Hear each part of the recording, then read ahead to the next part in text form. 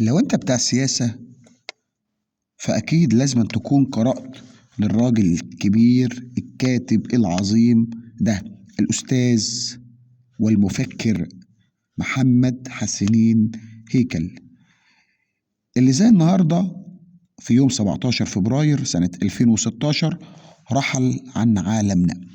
طبعا أستاذ هيكل واحد من أشهر الصحفيين المصريين في القرن العشرين، وكان بيساهم في صياغة السياسات منذ فترة الملك فاروق حتى يعتبر وفاته. تولى العديد والعديد من المناصب الصحفية، منها رئيس تحرير جريدة الأهرام والعديد والعديد.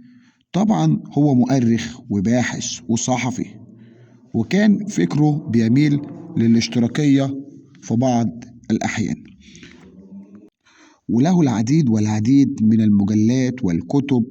وأرجو إن أنت لو بتحب السياسة أو التاريخ السياسي المعاصر تقرأ للكاتب والسياسي والمفكر الكبير محمد حسنين هيكل. حاجة كده مش هتقرأ لحد بعده. رحم الله الأستاذ والصحفي الكبير والأديب المصري السياسي المخضرم الأستاذ محمد حسنين هيكل في يوم ذكرى وفاته. لو لسه فاكره ادعي له بالرحمة. رحم الله أستاذنا كلنا أستاذ هيكل.